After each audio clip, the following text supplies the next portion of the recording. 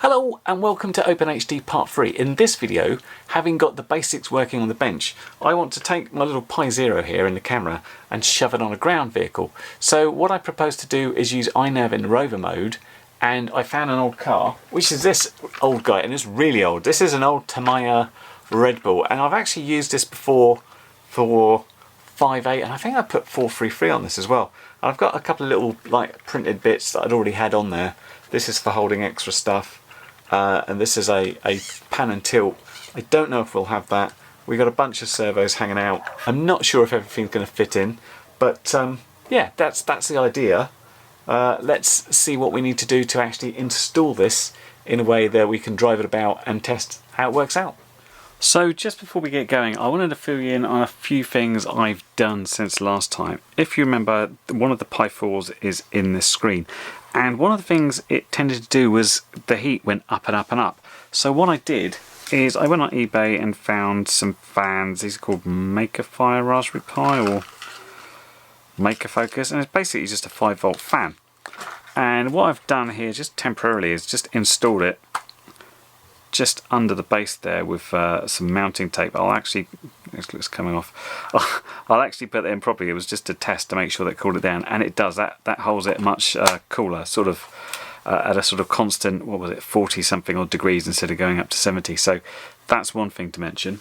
And as far as powering it, where I'd have a BEC with this, obviously it's inside and that's a bit trickier. So I also went out, just eBay again, and I found a couple of USB-C type connectors, and what I just did is made one up to a servo extender, so I can just basically plug that in, and I've got power then for my screen and stuff.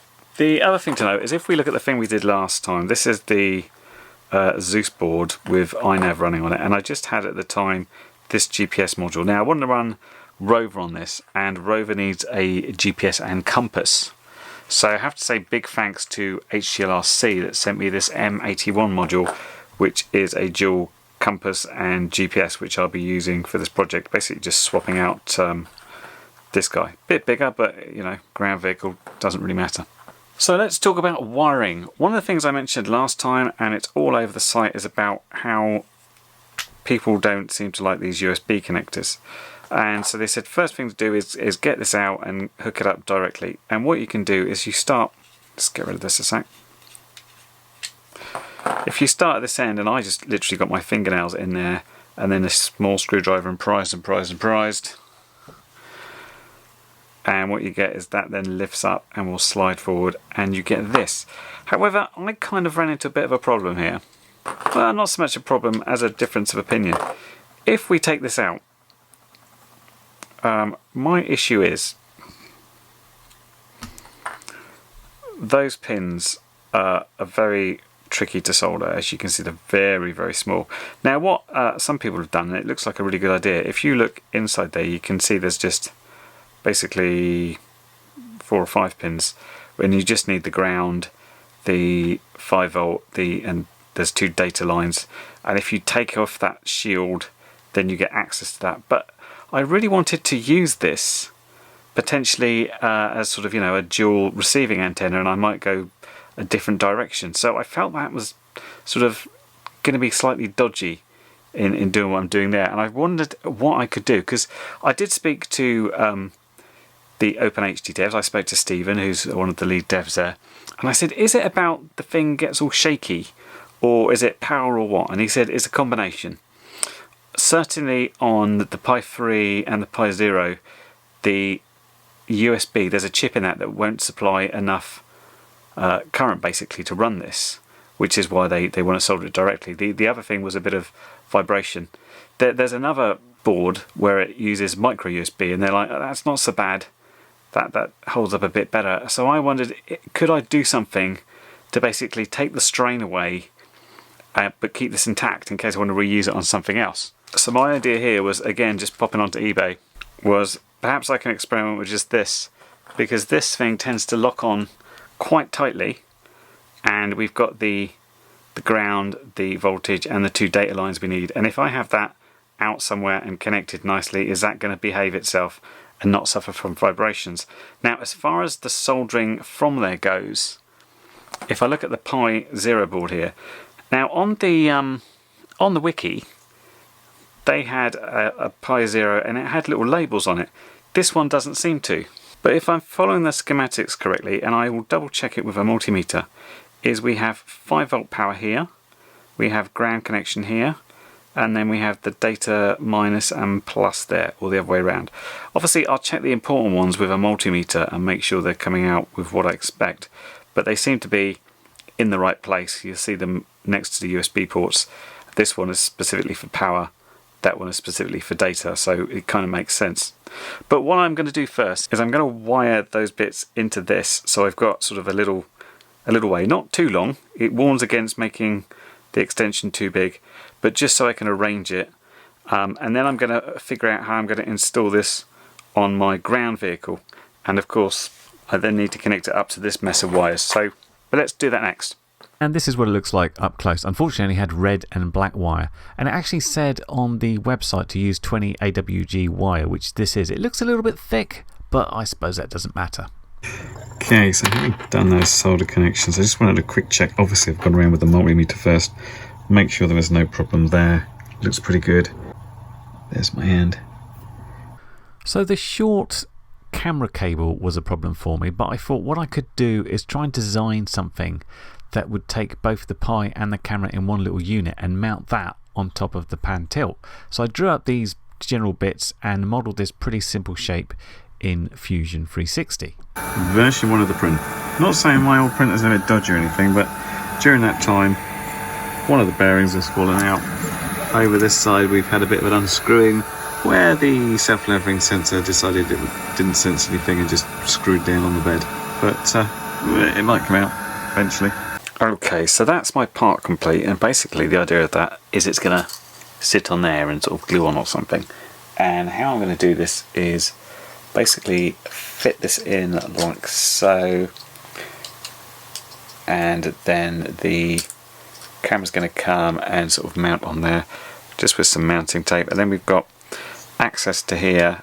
But what I'll probably do is just put a couple of little holes down a couple of these just to screw that on, maybe with a couple of risers, just to make sure that's nice and secure. But yeah, so that's how I propose to pan and tilt with an entire Pi Zero instead of just a camera, because these camera cables are so awful. In the meantime, I went back and fixed my printer, which involves changing some source code, and I printed out this. This is just a little flight controller mount, and the idea of this one is it creates a flat base. I stick it on this side. Under there I can put a couple of regular plastic screws, a couple of risers, and then that sort of sits there, and then I can sort of secure that nicely on there, and then I don't have to worry about this sort of wobbling around and stuff, and I can space it out. So right, get on with doing those bits, and then I can figure out how I'm going to join up the servos and bits and pieces like that. Must apologise for this as well. I didn't I connected this all together and then thought, oh, have I got any heat shrink for that? And the answer was no. I could have unsoldered it and put one on there, but I couldn't be bothered, and I didn't have anything to go over the top there. So there you go, electrical take. A bit doohickey, but it's all a little bit temporary, isn't it, this setup? And before I actually connected the Pi, I just wanted to double check that this servo combination would be okay, because this is obviously a whole Pi Zero and a camera and some cable, and it might be a bit heavier than the regular camera, but yeah, seemed to handle it absolutely fine, so no problems there. Well, that last bit was filmed over a month ago, and the reason for the delay is several parts really. The first thing I had is some issues with iNav, or specifically the board really. iNav was doing a couple of weird things which I didn't expect. Normally when you set up motors on iNav it says motors are like PWM 1 and 2. On this particular board it said 7 and 8, which meant I had to wire things a bit differently than I thought. I then wasn't getting a signal through from one of my PWMs at all, and that took a while to fathom out, and I eventually just decided maybe that PWM output was faulty, so I had to go on to the next one, which means doing some weird things at iNav, because it looks a bit odd, because I had to basically have like this dummy thing there's nothing there, just in order to use the next PWM along. Anyway, that got sorted out. I sorted it out on the radio. I had it all mounted up on the car, and then I managed to break the Pi. It was a pretty schoolboy error, completely my fault. Usually I'm used to looking at it this way and plugging stuff in. Because I had it mounted round that way, I then got my ends round the wrong way. Basically I put the 5 volt into the wrong bit. This didn't completely destroy the Pi, but it basically meant that the GPIO pins weren't working anymore, which meant I didn't have telemetry coming through and I couldn't have my control signal coming through. The camera still worked and stuff, so the Pi still works, it just doesn't work for this. So then I had to order a new Pi, very carefully mocked up everything so I didn't make that same mistake again, obviously. Had that running on the car, wasn't filming it, I was just sort of setting up my OSD because I was taking out bits, you know, I wasn't concerned about the artificial horizon or the height and stuff. While I was doing that, the servo just suddenly went crazy and the Pi had stopped working. It then took an awful long time to track this down. One of the problems I was having with Open.HD, and I spoke to the devs about it, and I couldn't seem to break into a console to find out what the problem was.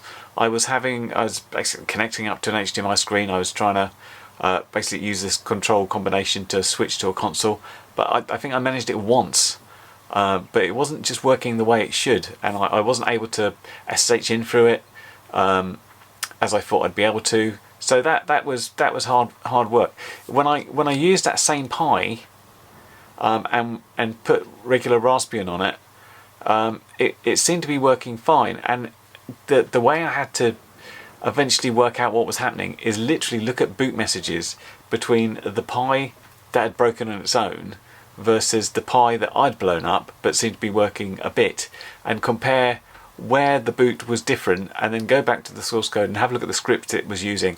And what I found out is the pull-up registers that it was trying to set high would not go high, they would only go back to low, and this was causing it to think it was completely different. It was trying to take a different config file, it was trying to force it into an AirPi, it was trying to use a USB camera which didn't exist, so the whole thing was broken.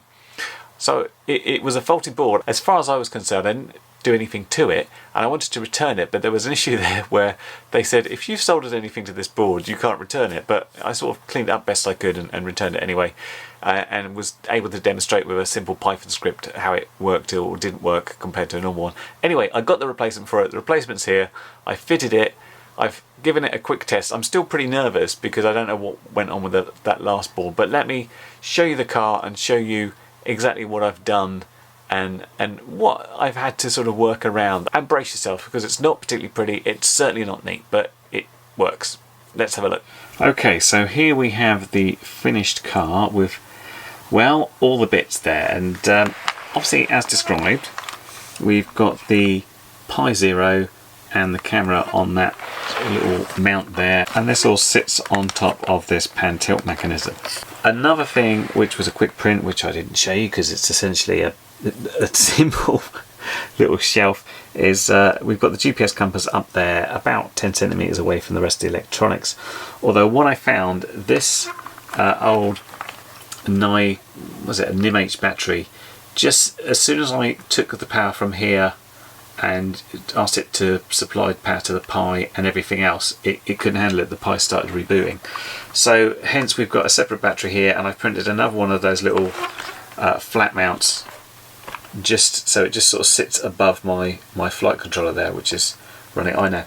You will notice, I don't think you can't not notice, a big bundle of wires here. It's all a bit messy. In order to get the 1, 2, 3 servos here and have something where I actually could easily connect things, and then I needed to separately connect power via multiple sort of JST plugs, so I could plug this battery in and power up the back, which is sitting down there, and also supply voltage directly to the flight controller to do stuff. We ended up with a lot of dodgy looking servo connectors, but you know, it's not supposed to be pretty, it's just supposed to work. And then essentially I ran out of room, because this servo here is big, very big. I didn't really have anywhere to mount the Wi-Fi card, so that, as you see, you've got the connector there for the USB and the Wi-Fi card sort of slammed over the back there. But it all works, and it's set up ready to go. So this is the ground version of the OSD, and what I've done, I've just taken out all the ladders and the artificial horizon and stuff like that because I don't need it, and I put what I figure is the important things back in. So we've got a heading there, we've got distance from home, a home arrow, the lat long is forced in there, and we've got a speed dial. Now interestingly, I'm going to record this using the iPhone screen recording, and that hasn't got the option to put this secondary speed thing. You have to have the sort of ladder, and you can't force lat long on either, which is a bit weird, but hopefully we'll model together. So it could be that the recording I show is slightly different to what this looks like.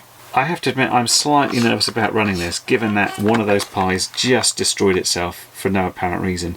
I have switched it on, I've checked all the controls, everything, it all seems fine. It's survived the testing so far. I've got some video of that just in case it does blow up. But yeah, it was a little bit unexplained. It could have just been sort of static.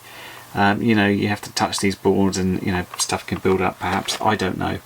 But that's just the way it goes sometimes. But we'll take this out, we'll drive it, we'll see what happens. I'm just waiting for a clear day because, ironically enough, although you can, you know, use cars in bad weather, we've got an awful lot of exposed wiring and it's raining at the moment. So I'm just going to wait for an opportunity to do that. You won't have to because it'll be coming up next, however many days in the future that might be. Hello, it's pretty cold, but we're going to try it. We've got the car, the receiver, the screen, the radio, some very wet grass.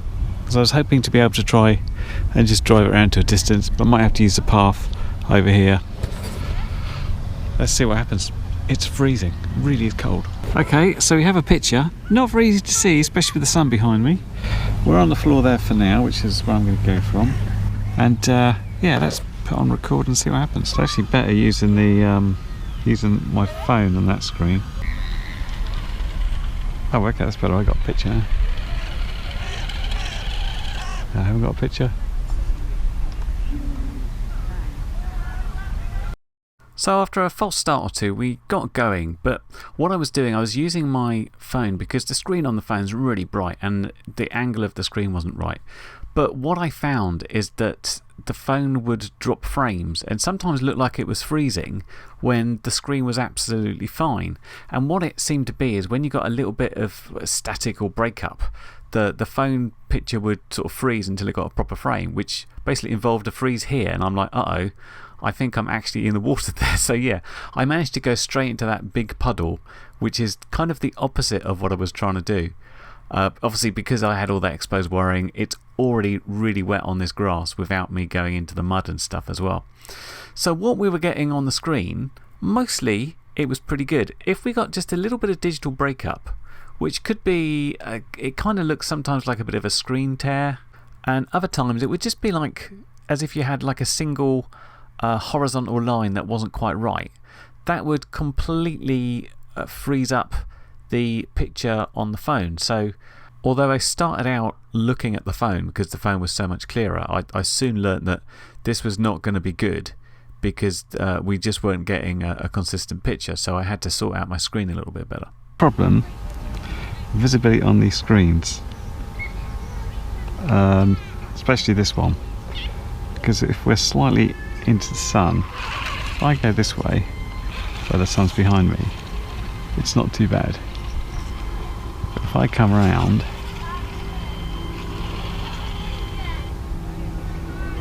and if I get the camera way down, turn into the sun here, it's a lot harder to see. If I keep down enough, it seems alright. Let's try that.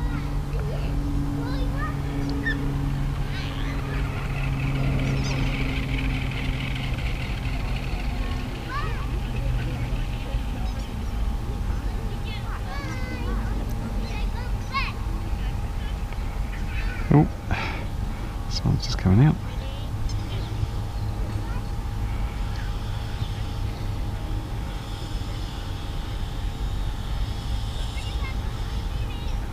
Let's turn and go the other way.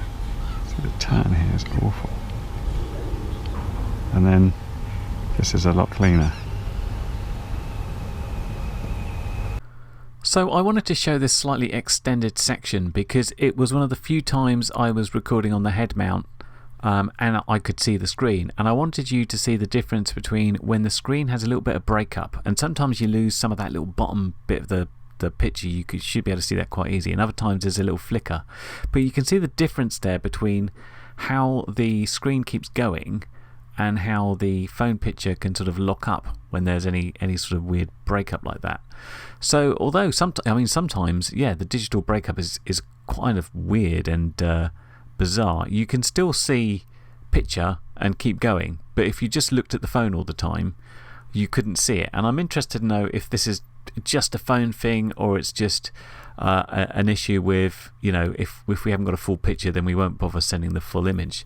But I didn't do much where I was actually filming the screen, so that's about the best I've got that shows you what the screen looked like. Now I've changed the angle a bit, it's a bit better, and changed the angle of the camera, and the comparison between that and the phone, which you really couldn't use, and I'll show you why. Now you'll see a little console message pop up on the bottom left hand side in a sec that says ground resource space full. What Open.HD does as you use it is actually by default record the entire ground recording to memory. It does this just as video without the OSD on it, I believe, but if you don't then stick a USB memory stick in and copy that over, that gets lost. You can actually record to the SD card as well, but you have to make sure your SD card is probably fast enough, else everything slows down. I didn't consider this. I kind of looked at my phone picture and I thought, I'll just screen record from the phone, that would be perfect.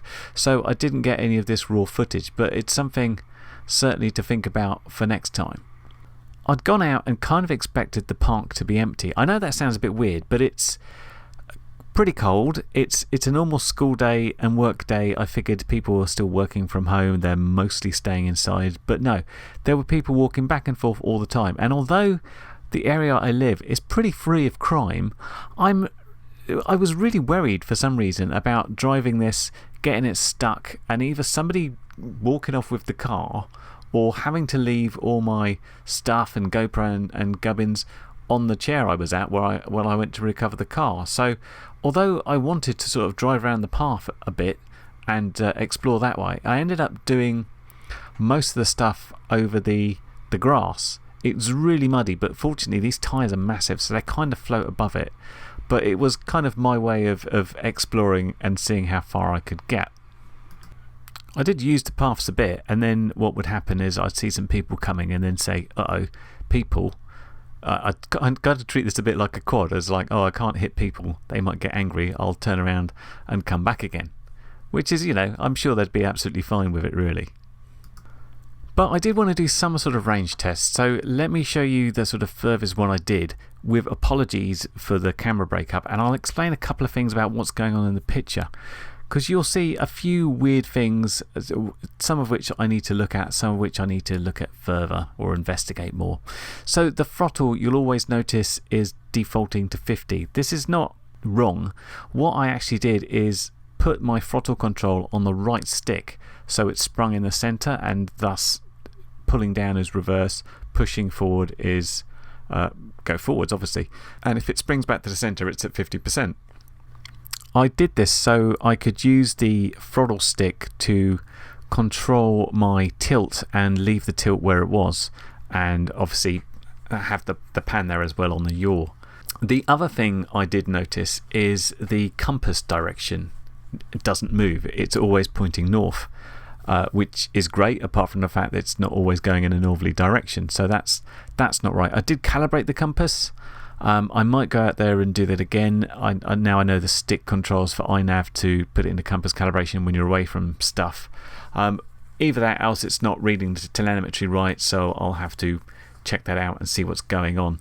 The other thing I didn't particularly like about Open.HD is it tells you the RSSI in dBm, which is kind of a case that if you get to about -80, it's bad, but I kind of like, a 1 to 100, where 100 is like you've got full RSSI and 1 being you've lost signal or somewhere like that.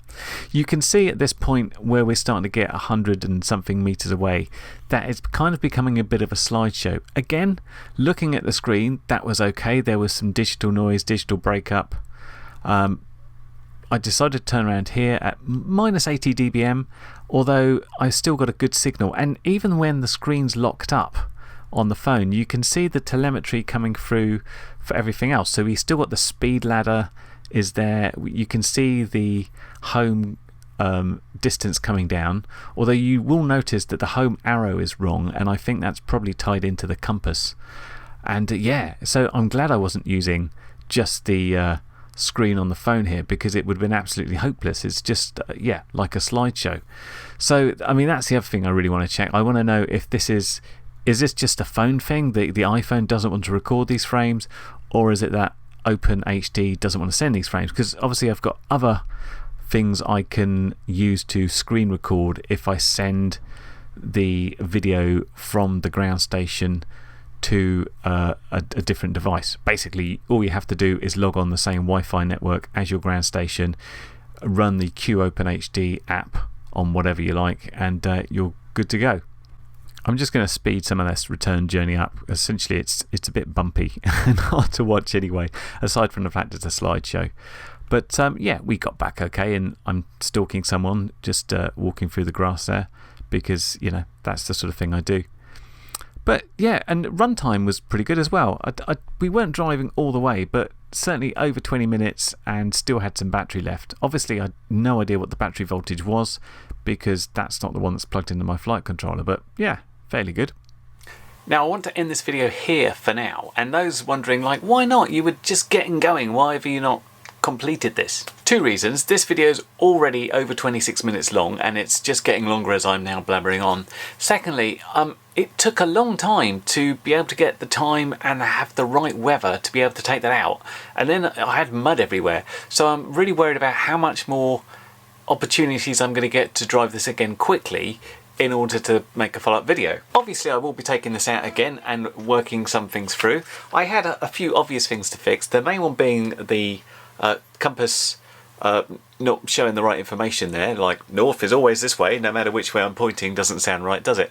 I'd also forgotten to set up any modes in iNav, I just had it in manual. So although I wasn't particularly keen to test RTH, because it was never going to be out the way, and if I'm anywhere else it might just drive straight into like a tree or something, because it doesn't know which way it's going, it just knows which way's home, it doesn't know if stuff's in the way. But the other thing I really wanted is critiques and suggestions, so especially from the Open.HD community. I did a couple of things slightly differently, and perhaps my range or picture is suffering because of that. So if you know, well, essentially, please tell me all the things I'm doing wrong, write them down in the comments, and I will attempt to fix them up for next time and see what improves.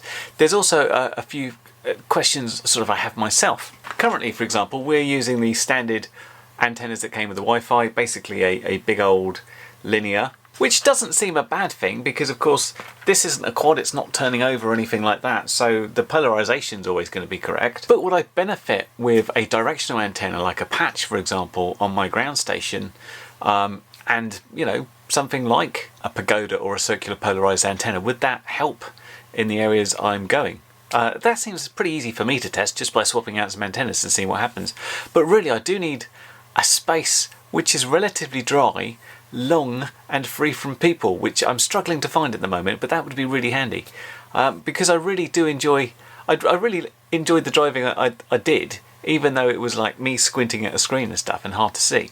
The other thing I need to check out is to do with the way the Pi connects into the screen. It uses something called a DSI connection, which is how you connect directly to an LCD.